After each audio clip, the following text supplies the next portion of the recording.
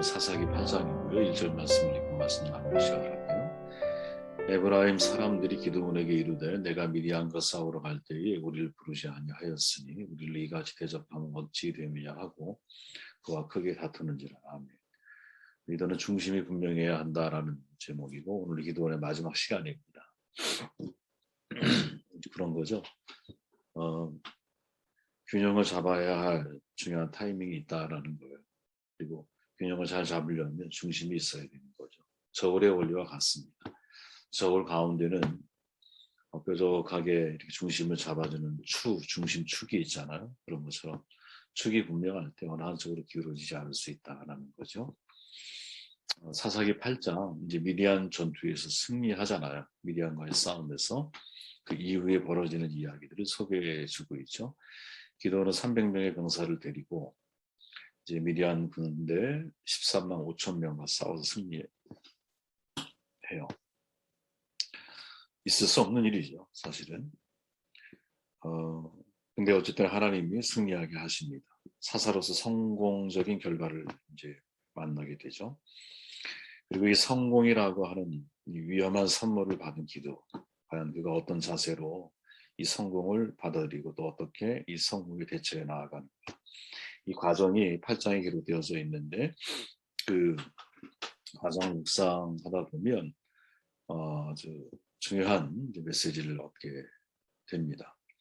1절 말씀을 제가 읽으면 에브라임 사람들이 기드온에게 이르되 내가 미디안 사람과 싸우러 갈 때 우리를 부르지 아니하였으니 우리를 이같이 대접하면 어찌 됨이냐 하고 막 크게 다투는지라. 아멘. 승리한 기드온에게 이제 에브라임 사람들이 찾아와서 시비를 걸죠. 전쟁에서 승리한 군노가 기드온에게 돌아가는 것 대단히 불만스럽고 분노하고 있습니다. 잘 알지만 여러분 므낫세와 에브라임은 형제지간이잖아요. 그죠? 요셉의 두 아들이었잖아. 므낫세가 형이고 에브라임 동생입니다. 근데 할아버지 야곱이 축복할 때 오른손을 에브라임 머리 쪽에 대죠. 그 후에 에브라임은 항상 장자에 대한 못마름을 가지고 있는 것 같아요. 유형의 그 형제 가운데 혈적으로는 므낫세가 형이지만 장자에 대한 목마름은 에브라임 지파가 훨씬 더 많이 가지고 있는.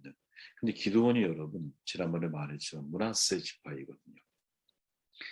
당연히 기드온의 승리가 마음에 들지 않았을 거예요. 그죠?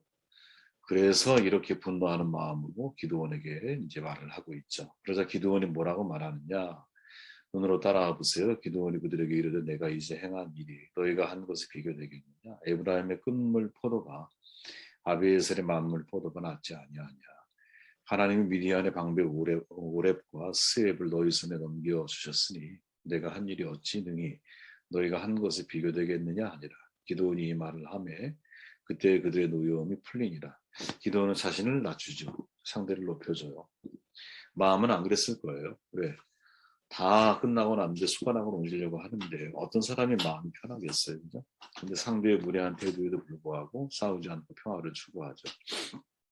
그리고 에브라임이 거의 끝날 무렵에 두 장군 오렉과 스웹을 잡은 거, 이 사건 하나를 지켜 세워주면서 그 일 자체가 우리가 한 것과 비교할 수 없다라고 말을 하죠.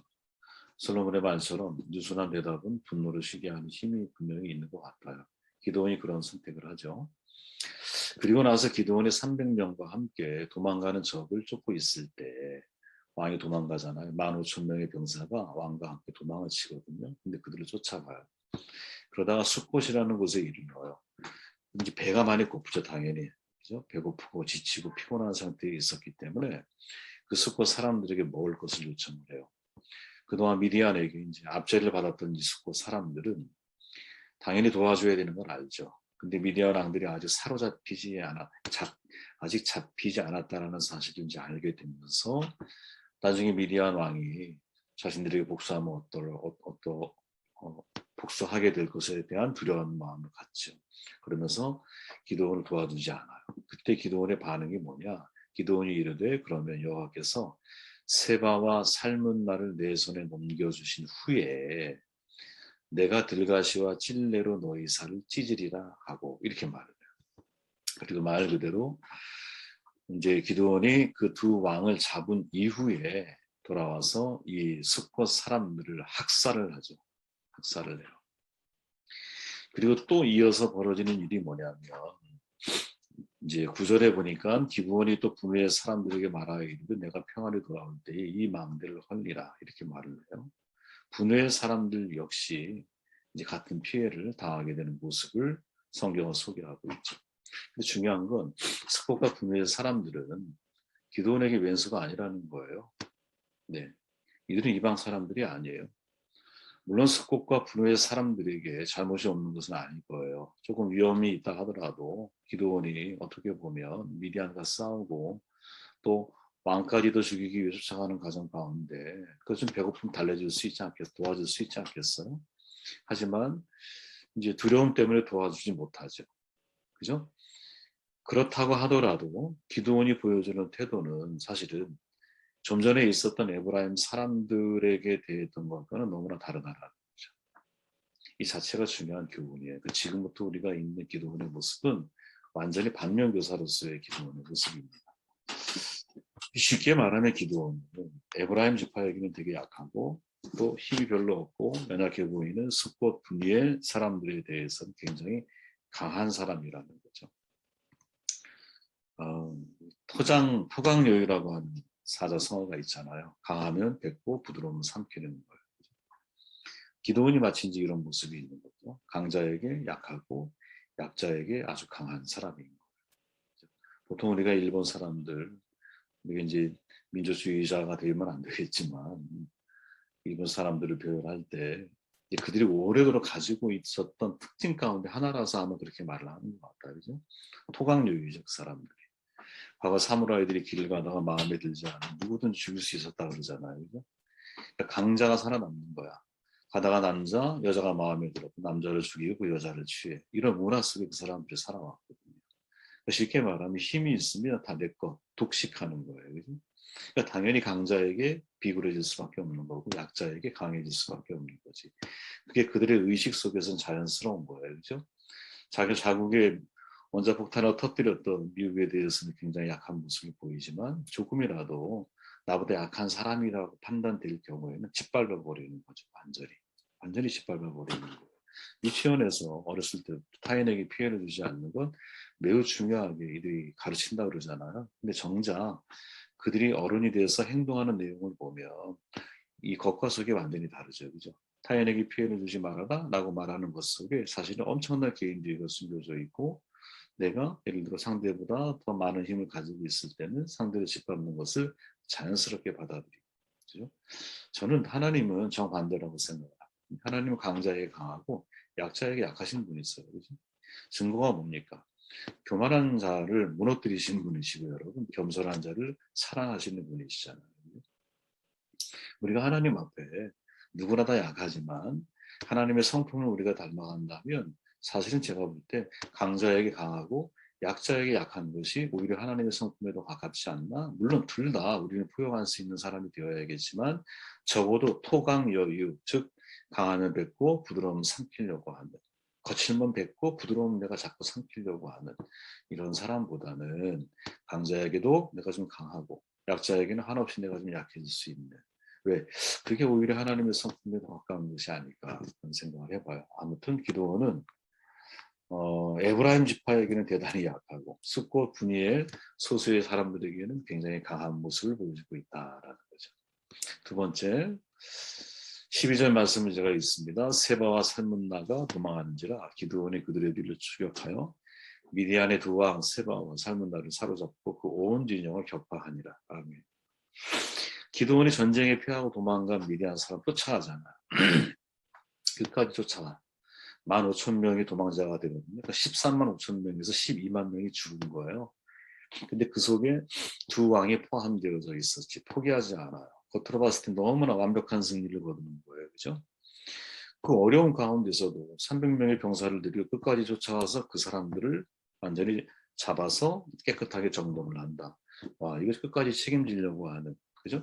시작은 훌륭하지만 마무리가 부족하면 안 되잖아요. 어떤 일이든 내가 시작도 잘해야겠지만 마감도 중요한 거 아니겠어요? 이런 관점에서 놓고 볼 때는 기드온이 대단히 충성스럽고 훌륭한 사람이구나 이렇게 판단할 수 있는데 그런데 이상하게 왜 이 기드온이 이렇게 집착적으로 이제 병사들도 다 지쳐 있는 가운데 숫자적으로도 불리하면서도 왜 끝까지 쫓아가려고 했을까라는 관점에서 말씀을 보면 이상한 모습이 하나 나와요. 18절에 그가 세바와 살문 나에게 말하되 너희가 답을 해서 죽인 자들은 어떠한 사람들이더냐 하니 대답하되 그들이 너와 같아서 하나같이 왕자들의 모습과 같더라 하니라. 무슨 말이냐면 전쟁이 있기 전에 기드온과 이 전쟁이 시작 벌어지기 전에 미디안 왕이 다볼에서 이스라엘 사람들을 죽였나 봐요. 근데 그 죽인 사람들 가운데 기드온의 형제들이 있었던 거야. 그 속에. 그걸 이 왕들이 알아. 집요하게 도망을 가려고 했던 거예요. 끝까지 도망을 가려고 했던 거고 반대로 기드온은 끝까지 쫓아가려고 했던 거예요. 그래서 여러분 19절에 보면 더 기가 막힌 표현이 나오죠. 그가 이르되 그들은 내 형제들이며 내 어머니의 아들들이니라.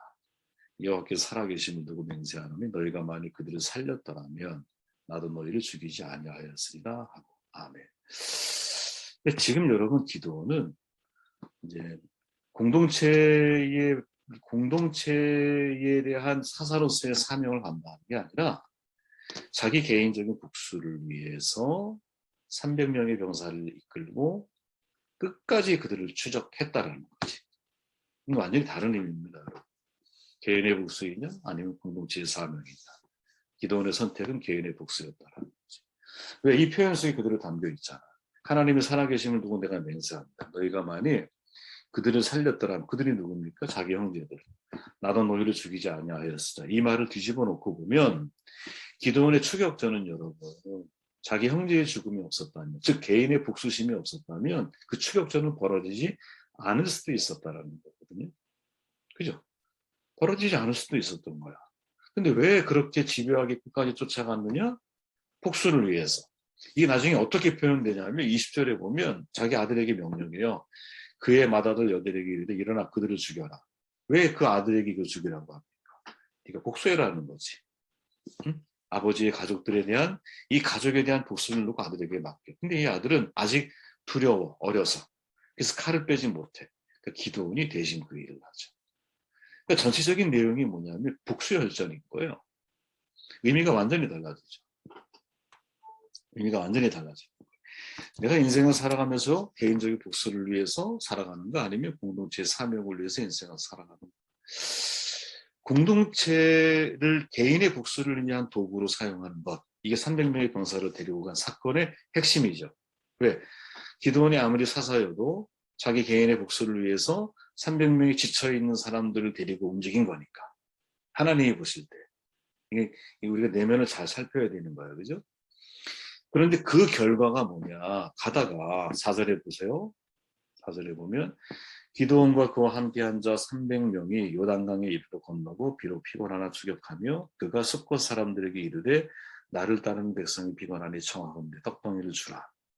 그죠? 그러니까 만약에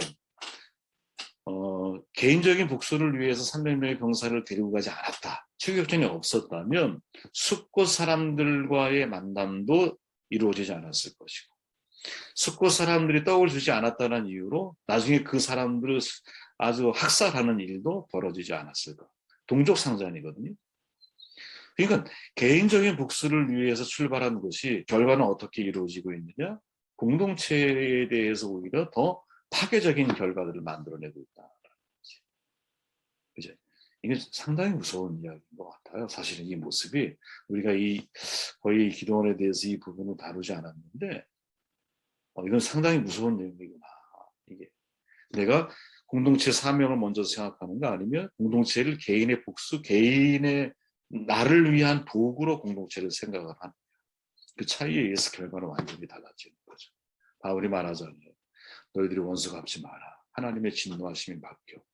원수 갚는 것은 내게 있으니 내가 갚으리라 하나님께서 말씀하셨어. 이렇게 말하죠. 인간의 복수는 여러분 지금 기도원과 같은 문제가 발생할 수 있는 거. 그죠? 하나님이 해결하시도록 맡기는 게 가장 완벽한 거. 어렵지요. 힘들지요. 내가 내 손으로 해결하고 싶지만 그걸 하나님 앞에 넘긴다는 게 얼마나 어려운 일이겠어요. 그러나 하나님의 진노하심이 더 완벽한 결과들을 만들어낸다는 사실을 그래서 믿어야 된다는 것이. 그죠? 22절 말씀 읽고 정돈할게요. 그때에 이스라엘 사람들이 기드온에게 이르되 당신이 우리를 미디안의 손에서 구원하셨으니 당신과 당신의 아들과 당신의 손자가 우리를 다스리소서 하는지라. 미디안 두 왕을 미칠렀어요. 이제 이스라엘 백성들이 기드온에게 요청을 하는 거야. 당신과 당신들의 아들, 손자까지 우리를 다스리십시오. 그러니까 대대로 우리를 다스리라고 말하는 거지. 그때 기드온이 뭐라고 말하냐면 23절 보니까 야 여호와께서 너희를 다스릴 거야. 참 멋진 말이죠. 멋진 말이에요. 그죠? 야, 내가 아니야. 하나님이 너희를 다스릴 거야. 그의 말대로 겉으로는 볼 때 여러분 기드온은 왕이 되지 않았어요. 그죠? 왕이 된 기록이 없어요. 분명히 왕이 됐다는 기록은 없어. 그러나 우리가 눈여겨 잘 살펴봐야 하는 것은 과연 이 기드온의 말을 믿을 수 있느냐 이 말이죠. 저는 개인적으로 믿을 수 없다라고 봐요.